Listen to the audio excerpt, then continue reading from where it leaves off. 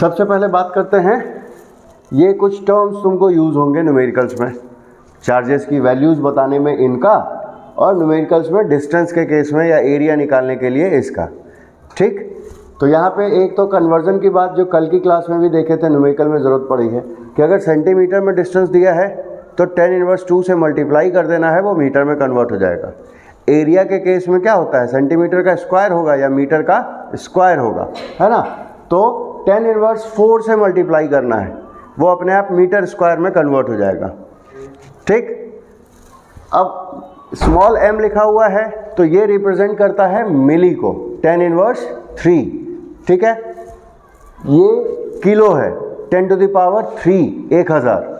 ठीक, ये मेगा है, 10⁻6।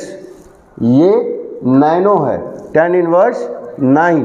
ये पीको बोलते हैं इसको, 10⁻12। और एक रह गया था जो सबसे ज़्यादा यूज़ में आएगा, 10⁻6 माइक्रो। ठीक, इसमें तुमको एक चीज़ और कभी कभी दिखेगा कि किसी न्यूमेरिकल में बोल देगा कि चार्ज की वैल्यू जो है वो 6 माइक्रो कूलम्ब है। एक दो बुक्स में कुछ ऐसा भी लिखा हुआ देखा है मैंने। ठीक, तो यहाँ क्या करेंगे, तो कुछ भी नहीं करना है, यहाँ 2 बार 10⁻6 लिखना है मल्टीप्लाई में। तो ये एक्चुअली कितना हो गया, 10⁻12 हो गया। ठीक है, तो उससे कंफ्यूज नहीं होना है कि वो मिसप्रिंट है कि क्या है। ठीक, तो यहाँ तक में किसी को कोई आपत्ति है? अच्छा, अब आते हैं बेसिक जो फॉर्मूलेज थे अभी तक जितनी भी चीज़ें पढ़ रखी हैं, और फिर लास्ट में जो सिंबल्स हैं उनका मतलब क्या है और उनके लिए यूनिट क्या यूज़ करते हैं। तो यहाँ पे फॉर्मूलेज देख लो। Q की वैल्यू क्या होती है, क्वांटाइजेशन प्रॉपर्टी से NE होती है, और N का वैल्यू क्या होता है, +-1 +-2 +-3, इस तरह से, है ना। चार्ज जो टोटल चार्ज होगा वो दो तरीके से निकालते हैं, आइदर एडिटिव प्रॉपर्टी से या फिर कंजर्वेशन से। तो कंजर्वेशन के केस में क्या होगा, बिफोर चार्जिंग आफ्टर चार्जिंग बराबर होता है। ठीक है, फिर एप्सिलॉन नॉट की वैल्यू कितनी होती है, 8.854 10⁻12 की। ये रिलेटिव इलेक्ट्रिक परमिटिविटी था एप्सिलॉन आर, या फिर डाइलेक्ट्रिक कांस्टेंट था। इसका फॉर्मूला क्या था, force in vacuum by force in medium, या फिर एप्सिलॉन बाय एप्सिलॉन नॉट। और इस एप्सिलॉन आर के लिए एक और सिंबल यूज करते हैं, वो क्या यूज करते हैं, कैपिटल K यूज करते हैं।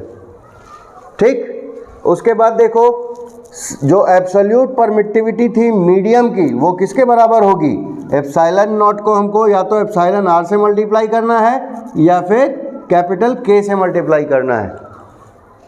यही चीज़ था, कैपिटल K और एप्सिलॉन आर एक ही चीज़ है। ये P जो है, जो तुम लोग सोच रहे थे क्या है, ये था डायपोल मोमेंट, है ना, इलेक्ट्रिक डायपोल का टर्म है। ये क्या होता है, किसी भी एक चार्ज का मैग्नीट्यूड इनटू डायपोल की लेंथ, है ना, जो 2a लेते थे हम लोग। फिर लेम्डा, सिग्मा और रो, ये क्या थे, यूनिफॉर्म चार्ज डेंसिटी थे, 1 डायमेंशन, 2 डायमेंशन, 3 डायमेंशन में। तो इनका फॉर्मूला क्या था, ये था चार्ज बाय लेंथ, ये चार्ज बाय एरिया, और ये चार्ज बाय वॉल्यूम। यही था, है ना। उधर से बैठ जाओ। अच्छा, कूलम्ब्स लॉ का फॉर्मूला क्या था, Q1 Q2 बाई डिस्टेंस का स्क्वायर। यहाँ K की वैल्यू जो है वो वैक्यूम के लिए क्या थी, आइदर 1/4 पाई एप्सिलॉन नॉट या फिर 9 × 10⁹ था। किसी भी मीडियम में एक टर्म ऐड हो जाता है, यहाँ क्या चीज़, एप्सिलॉन आर यहाँ पे आ जाता है बस, है ना।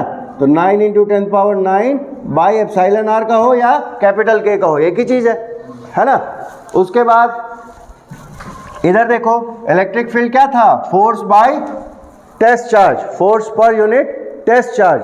इसका फॉर्मूला जब हम कैलकुलेट करेंगे तो सिंपली वो KQ/R² होता है। तो तुमको जो रटने की ज़रूरत है फॉर्मूला को, वो या तो ये फॉर्मूला या KQ/R², जिस बीच ये Q हो गया वो चार्ज जिसका इलेक्ट्रिक फील्ड हम निकाल रहे हैं, R हो गया उस पॉइंट का डिस्टेंस जिस पॉइंट पर हम इलेक्ट्रिक फील्ड निकाल रहे हैं। ठीक, फिर सुपरपोजिशन प्रिंसिपल था ये, क्या होता है, नेट फोर्स क्या हो जाएगा किसी एक चार्ज पे बाकी चार्जेस के कारण, इंडिविजुअल चार्जेस के कारण जो उस पर फोर्स लगेगा उन सभी फोर्सेस का वेक्टर सम, जिसको हम पैरेललोग्राम लॉ से सॉल्व करते थे। सिमिलरली इलेक्ट्रिक फील्ड में भी यही कंसेप्ट यूज होता है कि अगर एक से ज़्यादा चार्जेस अवेलेबल हैं तो सभी चार्जेस का जो इलेक्ट्रिक फील्ड होगा सबका वेक्टर सम नेट फील्ड देगा। ठीक, फिर फोर्स ऑन चार्ज, ये बहुत इंपॉर्टेंट कंसेप्ट है तुम्हारा। अगर इलेक्ट्रिक फील्ड इस तरफ है तो निगेटिव चार्ज पे किधर फोर्स लगाएगा, अपने अपोजिट, और कितने अमाउंट का, QE अमाउंट का, इस फॉर्मूले से आ जाएगा F is to QE। Direction हो जाएगी निगेटिव पे अपोजिट टू फील्ड, और पॉजिटिव पे जो फोर्स लगता है वो अलोंग फील्ड लगता है। तो ये जो फॉर्मूला हम यहाँ चाहें मेंशन करना, तो जो फोर्स ऑन चार्ज होगा ड्यू टू इलेक्ट्रिक फील्ड वो कितना होगा, वो चार्ज का वैल्यू और उस इलेक्ट्रिक फील्ड का वैल्यू, डायरेक्शन पोलैरिटी के अकॉर्डिंग।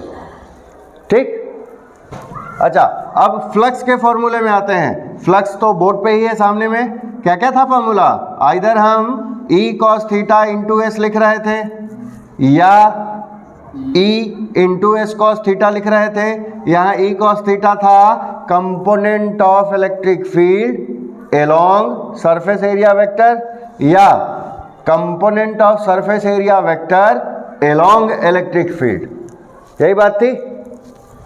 अच्छा, अब इसमें एक और चीज था कि ये किस में कन्वर्ट हो जा रहा था, डॉट प्रोडक्ट में, है ना। अच्छा, अब इसमें 0 डिग्री पे पॉजिटिव फ्लक्स की बात थी, 90 पे जीरो फ्लक्स की बात थी, 180 पे नेगेटिव फ्लक्स की बात थी। तो हम यहाँ मैक्सिमम और मिनिमम की बात नहीं करते, हम बात करते हैं पॉजिटिव और नेगेटिव की। पॉजिटिव का दूसरा सेंस यहाँ पे है आउटवर्ड, मतलब फील्ड लाइन जो है वो बाहर की तरफ निकल रही है सरफेस से। नेगेटिव का मतलब है कि जो सरफेस है उस पर फील्ड लाइन टुवर्ड सरफेस है, इनवर्ड डायरेक्शन में है। ठीक है। अच्छा, अब लार्ज सरफेस एरिया के लिए क्या बात किए थे कि बड़े सरफेस एरिया के केस में हम छोटे छोटे एलिमेंटल एरियाज में तोड़ेंगे, हर एलिमेंटल एरिया के थ्रू फ्लक्स कैलकुलेट करेंगे और उसको जोड़ देंगे। तो आइदर हम समेशन का साइन यूज करते हैं, और दूसरा इसमें एक स्पेशल केस की बात हुई थी कि अगर एलिमेंटल एरियाज, ये जो छोटे छोटे एरियाज हमने कंसिडर किया वो बहुत छोटे होंगे, तो उस केस में हम क्या करेंगे, तो हम जोड़ने की जगह, एडिशन या समेशन की जगह हम क्या करेंगे, इंटीग्रेशन करेंगे। किसी एक एलिमेंटल एरिया के अलॉन्ग फ्लक्स निकालेंगे और पूरे एरिया के अलॉन्ग इंटीग्रेट कर देंगे, तो हमको पूरे एरिया के लिए इलेक्ट्रिक फ्लक्स टोटल मिल जाएगा। याद रहेगा ये बात। तो वही चीज यहाँ है, यहाँ हमको क्या करना है, E डॉट एस, और चूंकि समेशन का साइन लिखे हुए हैं इसलिए भाषा पे भी ध्यान देना है। I इज इक्वल्स टू या तो ऑल लिखो या कल जिस तरह लिखा था नंबर्स हम डिफाइन कर दें, 1 से लेके ऑल या 1 से लेके n, 1 से लेके 10, जितना भी नंबर होगा एरिया का। ठीक। और फिर वही बात स्पेशल केस वाला कि जब एलिमेंटल एरियाज बहुत छोटे होंगे तब क्या करेंगे, ये समेशन इंटीग्रेशन में कन्वर्ट हो जाएगा, है ना। और चूंकि एरिया अगर क्लोज है तो क्लोज इंटीग्रेशन का हम बात करते हैं। ठीक, जैसे स्फेयर एक पूरा क्लोज सरफेस है वो। ठीक। अच्छा, अब है ये सबसे बेसिक और सबसे इंपॉर्टेंट कंसेप्ट था फ्लक्स का, जिस पे काफी देर तक बात हुई थी कि एरिया को वेक्टर कैसे बनाए, क्योंकि एरिया तो स्केलर क्वांटिटी था। तो क्या करते थे, उसके प्लेन पर एक परपेंडिकुलर या नॉर्मल यूनिट वेक्टर डालते थे जिसको एन कैप नाम दिया, और फिर एन कैप से उसके मैग्नीट्यूड को, एरिया के मैग्नीट्यूड को हम मल्टीप्लाई कर देते थे। यही काम करते थे। तो वही यहाँ मेंशन कर देना है कि how to make area vector, तो by multiplying magnitude of area by a unit vector. अब कैसा unit vector, which is perpendicular और नॉर्मल। ठीक है, कहां पे, तो on plane of the surface area. ठीक है। अच्छा, इसी में एक कंसेप्ट कल न्यूमेरिकल में आया था एग्जाम्पल में, कौन सा, जिसमें 90 डिग्री माइनस किया था, ये वाला। उसमें क्या ध्यान रखना है कि अगर प्लेन ऑफ एरिया एंगल बना रहा है तो area between normal unit vector या area vector and electric field वो हम कितना कंसीडर करेंगे, तो हम 90 डिग्री में से माइनस कर देते हैं। यही क्या था, ठीक। तो ये भी एक इंपॉर्टेंट कंसेप्ट है तुम्हारा न्यूमेरिकल्स को लेके, ये फंसा सकता है तुम्हें, ठीक। अब यहाँ तक में कोई दिक्कत है किसी को, यही सब चीज़ पढ़े हुए हैं अभी तक। अच्छा, अब फटाफट सिंबल्स एक बार देख लो। तो इसकी तो होती है कूलम्ब, स्पेलिंग ध्यान रखना COU, है ना।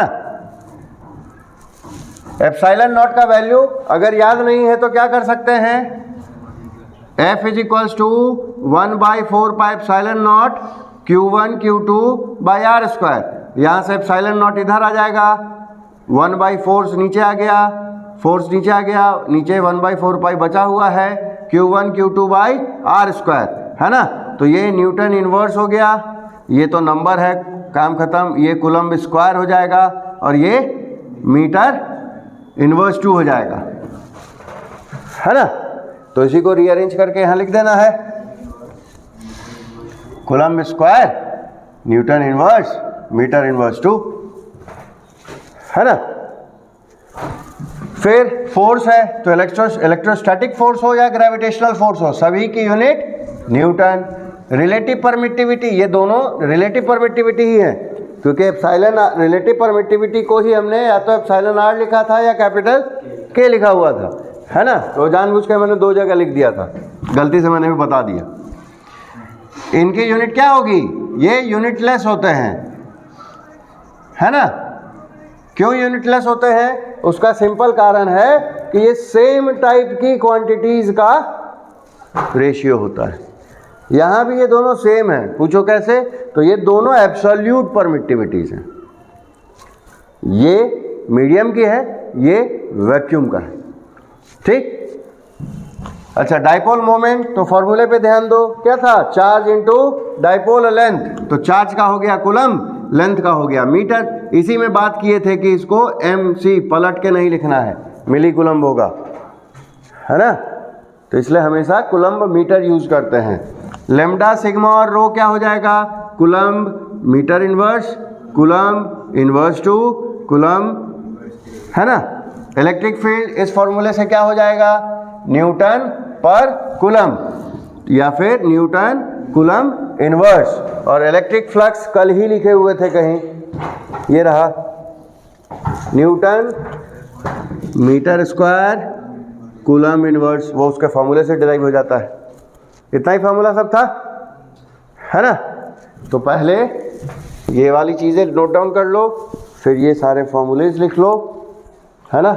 उसके बाद ये यूनिट्स की बात कर लेना, और लास्ट में ये दोनों पॉइंट लिखना, ये एरिया वाला और ये एंगल वाला, ये दोनों पॉइंट सबसे लास्ट में, ठीक।